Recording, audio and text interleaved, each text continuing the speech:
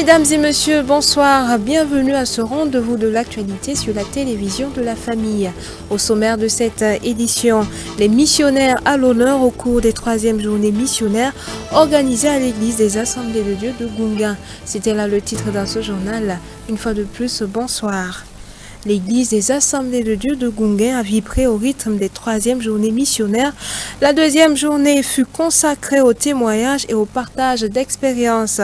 Revivons l'ambiance qui y prévalait dans cet élément de Odette Zouangena et Gédion Tapsoba.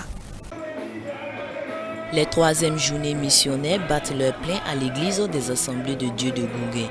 L'atmosphère qui régnait à cette 2e étape consacrée au témoignage et au partage d'expériences était empreinte de gaieté.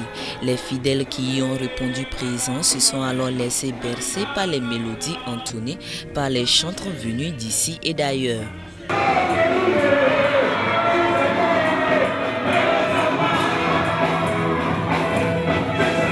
Le pasteur Moïse Oubda est l'orateur principal des JM21.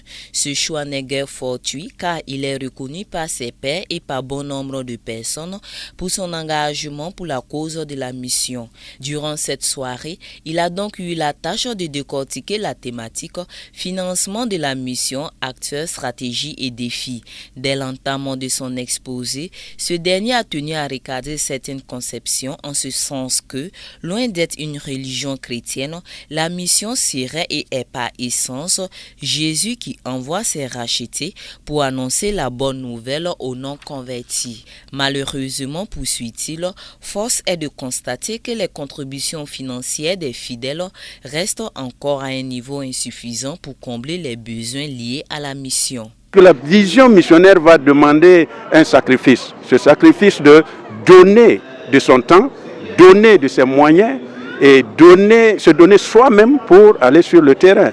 Et le message passe difficilement. Les gens préfèrent alors recevoir qu'à donner. Eu égard à la noblesse de cette vision qui définit même la foi chrétienne, le pasteur principal de l'église des Assemblées de Dieu de Lafia-Bougou a alors interpellé la conscience de tous, mais particulièrement celle des leaders ecclésiastiques, afin que ces derniers fassent de l'œuvre missionnaire leur cheval de bataille. La vision là commence toujours par un homme. Il faut que un homme, le leader, accepte, se mette dans la vision et ensuite il pourra entraîner les autres leaders qui sont avec lui et ensemble ils pourront entraîner le peuple de Dieu. Donc à Lafia-Bougou, c'est ce que j'ai fait. Lorsque j'ai dit qu'à l'école biblique, à ma 3e année, il y a un pasteur, le pasteur Jean-Baptiste Awadogo, quand il est venu, alors il a dit la vie marbre c'est mon sang, la mission c'est mon sang. Donc cette expression, la mission c'est mon sang, ça m'a touché. Et donc quand je suis reparti, quand j'ai commencé mon œuvre, alors j'ai toujours dit à l'église, moi ma vision c'est l'œuvre missionnaire. Et aujourd'hui, l'église m'a suivi et c'est ce message que je veux véhiculer pour que dans chaque église, en tout cas les leaders acceptent la vision et acceptent d'entraîner les autres dans la vision. Les journées missionnaires, c'était aussi des tribunes offertes aux missionnaires pour que ces derniers partagent leur vécu et relatent leurs défis. Ce séminaire missionnaire et l'honneur qui nous a accordé d'être leur invité, je trouve que c'est très important parce qu'ils sont en train de répondre à l'appel du Seigneur. Et moi je dirais qu'une église qui n'est pas soucieuse de la mission risque de cesser d'être église. Pour rappel, cette 3e journée missionnaire de l'église des Assemblées de Dieu de Gunga se tenait sous le thème Financement de la mission, acteurs, stratégies et défis. Environ 25 millions de francs CFA ont été récoltés au cours de la grande nuit consacrée au Téléthon. L'église des Assemblées de Dieu de Gunga a en effet une collecte de dons appelée Téléthon de la Grande Commission. Il s'agit de mobiliser des dons de chrétiens sans distinction de dénomination pour aider les missionnaires qui, pour la cause de l'Évangile, doivent relever de nombreux défis. Le reportage est signé Odette Zouangena et Gédion Tapsoba. Les bonnes volontés ayant à cœur l'œuvre missionnaire ont laissé parler leur cœur ce samedi 25 septembre 2021 à l'occasion du lancement du Téléthon de la Grande Commission, une initiative visant la mobilisation de ressources en faveur de la mission. Ce sont 25 millions de francs CFA 30 sacs de colliers et 50 sacs de maïs qui ont été collectés au cours de cette soirée qui a enregistré la participation de bon nombre de leaders ecclésiastiques et de fidèles issus de diverses dénominations. C'est le Saint-Esprit qui les a dirigés et que nous sommes fiers de voir que l'Esprit dirige ses enfants pour quand même une activité qui plaise à Dieu. Il y a eu une forte mobilisation au niveau de l'Église comme au niveau de nos invités. En tout cas, les gens sont venus tellement nombreux parce qu'ils tiennent beaucoup à la mission. Ce soir, avec le Téléthon, nous avons encore une satisfaction parce que déjà, nous sommes à plus de 20 millions donc, de collectés. Donc, à cette étape, justement, nous pensons avoir atteint un certain nombre d'objectifs en attendant justement de faire le bilan après donc, cette troisième journée missionnaire.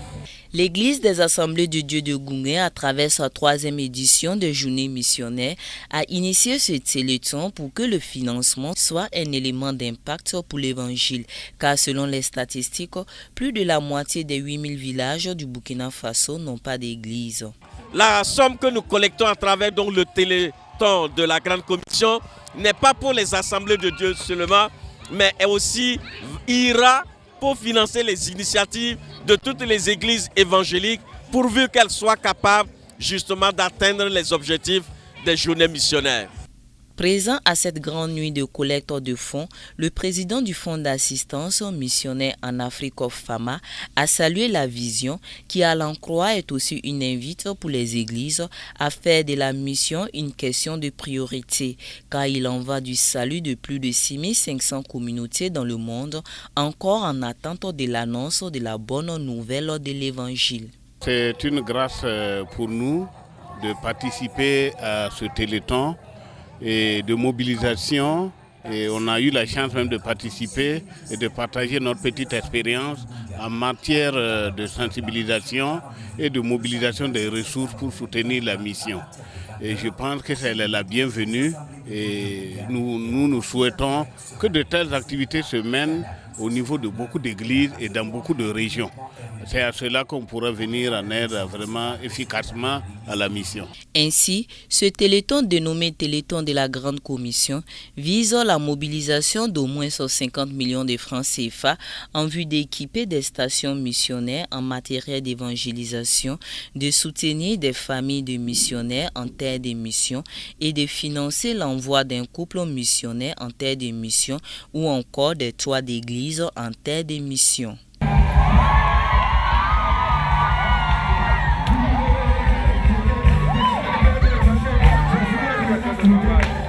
Suivons là quelques réactions recueillies à l'issue de la grande soirée par Odette Swangena et Gideon Tapsova.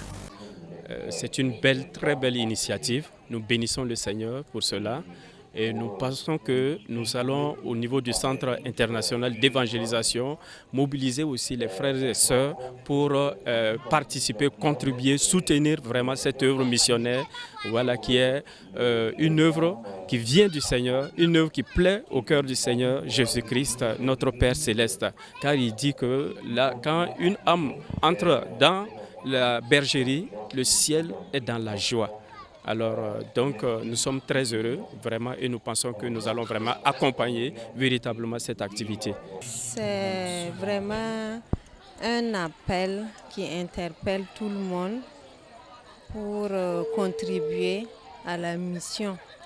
Parce que nous avons été sauvés grâce à des missionnaires qui ont quitté très loin des États-Unis et risqué leur vie. Certains même sont morts ici pour nous annoncer la bonne nouvelle. Donc il va de soi que nous aussi qui avons reçu la bonne nouvelle, que nous puissions transmettre, propager la bonne nouvelle pour que des âmes puissent être sauvées et venir à Jésus pour avoir la vie sauve et la vie éternelle. Donc c'est une bonne initiative qui vraiment nous appelle à participer. Voilà. Oui, j'ai participé. Je viens de participer tout de suite. J'ai donné ma modeste contribution. Et bien avant, je contribuais toujours. Voilà, donc ça aussi, bon, c'est une occasion de faire plus encore. Nous voulons rendre grâce à Dieu pour l'honneur et les privilèges qu'il nous donne d'assister à la première édition de ce téléthon de la Grande Commission pour soutenir l'œuvre missionnaire. Et nous voulons dire merci à tous les organisateurs et dire également merci à notre Seigneur pour nous avoir permis, c'est un privilège de contribuer à l'œuvre de Dieu. Donc nous saluons à sa juste valeur de cette initiative. À présent, dans l'actualité hors de chez nous, quelle coalition et quel chancelier pour diriger l'Allemagne ces 4 prochaines années? C'est la série à suspense au lendemain des élections allemandes. Un scénario digne d'un polar. Au lendemain des élections fédérales, Olaf Scholz et Armin Laschet revendiquent la formation du prochain gouvernement allemand et par là même la place de chancelier. Le pôle de stabilité qui était Angela Merkel vient de voler en éclats et les tractations commencent aujourd'hui à Berlin entre les différents partis susceptibles d'entrer dans une coalition. Selon les résultats officiels provisoires, le SPD a recueilli 25,7% des suffrages, la CDU-CSU 24,1% et les Verts 14,8% des voix. Hier soir, c'était la joie au QG des sociodémocrates. Olaf Scholz, leur chef de file, a parlé d'un grand succès et s'est présenté comme le prochain chancelier. Il pourrait s'appuyer sur les Verts et les libéraux du FDP pour former une coalition. Le hic, c'est que son rival chrétien-démocrate de centre-droit, Armin Laschet, n'est pas disposé à rejoindre les bancs de l'opposition et entend tout faire pour construire un gouvernement dirigé par la CDU-CSU, l'alliance pouvant être la même.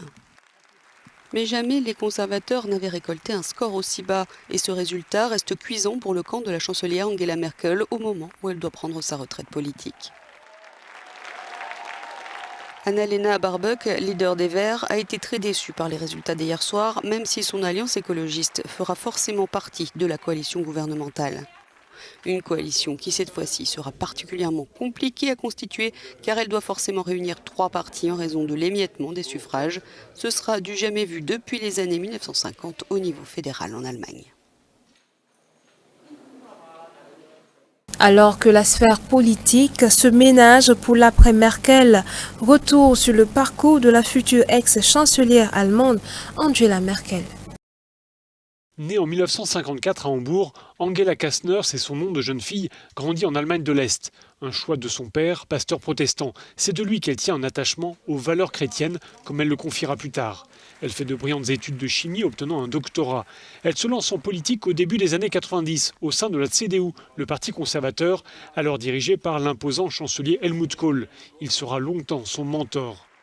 Discrète et travailleuse, Angela Merkel parvient à prendre la tête du parti en 2000, alors empêtrée dans un scandale de financement illégal. 5 ans plus tard, elle arrache une victoire électorale sur le fil et la voilà première femme à diriger l'Allemagne. Elle sera réélue 3 fois, en 2009, en 2013 et en 2017. 4 mandats durant lesquels elle imprime l'image d'une femme déterminée, sachant tenir tête aux dirigeants mondiaux, quasi exclusivement masculins. En témoignent ses relations parfois tendues avec Donald Trump. Face au tempétueux président américain, Angela Merkel se retrouve catapultée leader du monde libre en raison de son attachement indéfectible aux valeurs démocratiques. Elle se démarque aussi avec ses prises de position en faveur de l'accueil des réfugiés en pleine crise migratoire en 2015. Accueillir en Allemagne 1 million de réfugiés syriens et irakiens, on y arrivera, déclare-t-elle, contre vents et marées. Reste que cela contribuera à l'entrée au Parlement, 2 ans plus tard, d'une formation d'extrême droite, impensable jusque-là dans l'Allemagne de l'après-guerre. La crise sanitaire donne à Angela Merkel l'occasion de regagner en popularité.